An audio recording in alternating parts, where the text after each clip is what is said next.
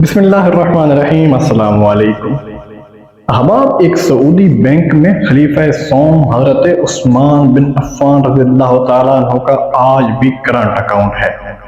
یہ جان کر آپ کو حیرت ہوگی کہ مدینہ منورہ کی میونسپل کمیٹی میں سیدنا عثمان بن عفان رضی اللہ عنہ کے نام پر باقاعدہ جائیداد رجسٹر ہے، اور آج بھی حضرت عثمان رضی اللہ تعالیٰ عنہ کے نام پر بجلی اور پانی کا بل آتا ہے۔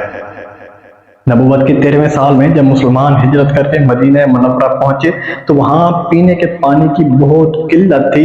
مدینہ منورہ میں ایک یہودی کا کنواں تھا جو مسلمانوں کو پانی مہنگے داموں فروخت کرتا۔ کنویں کا نام بیر روم یعنی روم کا کنواں تھا، اور پریشانی کے عالم میں مسلمانوں نے رسول اللہ صلی اللہ علیہ وسلم سے شکایت کی تو نبی کریم صلی اللہ علیہ وسلم نے فرمایا، کون ہے جو یہ کنواں خریدے اور مسلمانوں کے لیے وقف کر دے، ایسا کرنے پر اللہ تعالیٰ اسے جنت میں چشمہ عطا کرے گا۔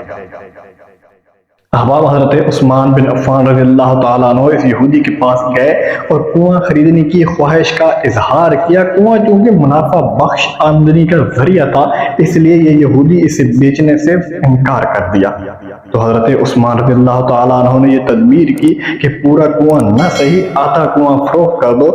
آدھا کنواں فروخت کرنے پر ایک دن کنویں کا پانی تمہارا ہوگا اور دوسرے دن میرا ہوگا۔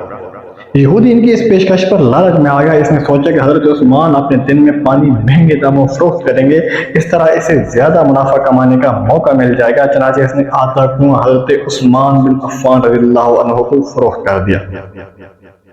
سیدنا عثمان غنی رضی اللہ تعالیٰ عنہ نے وہ کنواں اللہ کی رضا کے لیے وقف کر کے اپنے دن مسلمانوں کو کنویں سے مفت پانی حاصل کرنے کی اجازت دے دی۔ لوگ حضرت عثمان رضی اللہ تعالیٰ عنہ کے دن مفت پانی حاصل کرتے اور اگلے دن کے لیے بھی ذخیرہ کر لیتے۔ یہودی کے دن کوئی بھی شخص پانی خریدنے نہ جاتا۔ یہودی نے دیکھا کہ اس کی تجارت مان پڑ گئی ہے تو اس نے حضرت عثمان سے باقی آدھا کنواں بھی خریدنے کی پیشکش کر دی، جس پر حضرت عثمان رضی اللہ تعالیٰ عنہ راضی ہو گئے اور کم و بیش 35,000 درہم میں پورا کنواں خرید کر مسلمانوں کے لیے وقف کر دیا۔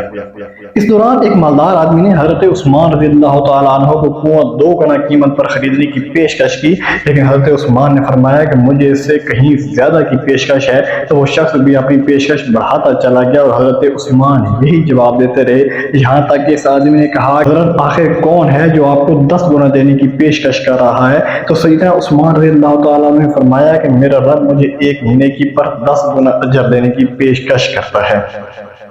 وقت گزرتا گیا اور یہ کنواں مسلمانوں کو سیراب کرتا رہا، یہاں تک کہ حضرت عثمان رضی اللہ تعالیٰ عنہ کے دور خلافت میں اس کنویں کے ارد گرد کھجوروں کا باغ بن گیا، اور اسی دور میں ہی اس باغ کی دیکھ بھال ہوئی۔ بعد ازاں آل سعود کے عہد میں اس باغ میں کھجور کے درختوں کی تعداد تقریباً 1550 ہو گئی۔ حکومت وقت نے اس باغ کے گرد چاردیواری بنوائی اور یہ جگہ میونسپل میں حضرت عثمان رضی اللہ تعالیٰ عنہ کے نام پر رجسٹر کر دی۔ وزارت زراعت یہاں کی کھجوریں بازار میں فروخت کرتی اور اس سے حاصل ہونے والی آمدنی سیدنا عثمان رضی اللہ تعالیٰ عنہ کے نام پر بینک میں جمع کرواتی رہی۔ چلتے چلتے یہاں تک کہ اس اکاؤنٹ میں اتنی رقم جمع ہو گئی کہ مدینہ منورہ کے مرکزی علاقہ میں اس باغ کی آمدنی سے ایک کشادہ پلاٹ لیا گیا، جہاں فندہ کے حضرت عثمان رضی اللہ تعالیٰ عنہ کے نام سے ایک رہائشی ہوٹل تعمیر کیا جانے لگا۔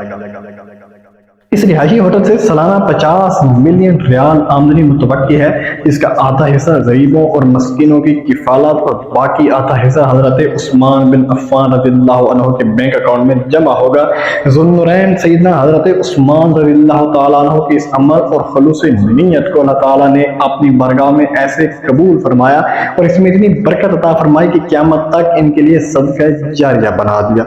حضرت عثمان کا اکاؤنٹ یہاں بھی موجود ہے اور وہاں بھی موجود ہے، جہاں ہم سب کو بالآخر جانا ہی ہے۔ یہی وہ لوگ ہیں جن کی جانیں اور مال اللہ تعالیٰ نے اپنی جنتوں کے بدلے خرید لیے۔ یہی وہ لوگ ہیں جنہوں نے اللہ کے ساتھ تجارت کی اور جنہوں نے اللہ تعالیٰ کو قرض دیا اچھا کر، اور پھر اللہ تعالیٰ نے انہیں کہیں گنا بڑھا کر لوٹایا۔ آبا، میں امید کرتا ہوں آج کی ویڈیو آپ کو اچھی لگی ہوگی۔ اگر ویڈیو پسند آئے تو پلیز میری ویڈیو کو لائک اور میرے چینل کو لازمی سبسکرائب کر دینا، اور بیل آئیکن کے بٹن پر کلک کر کے آل پر کلک کر دینا تاکہ ہر آنے والی نئی ویڈیو کو نوٹیفیکیشن آپ تک پہنچ سکے۔ ملتے ہیں انشاءاللہ نیکسٹ ویڈیو میں، تب تک محمد اسلام کو دیجیے اجازت۔ اللہ حافظ۔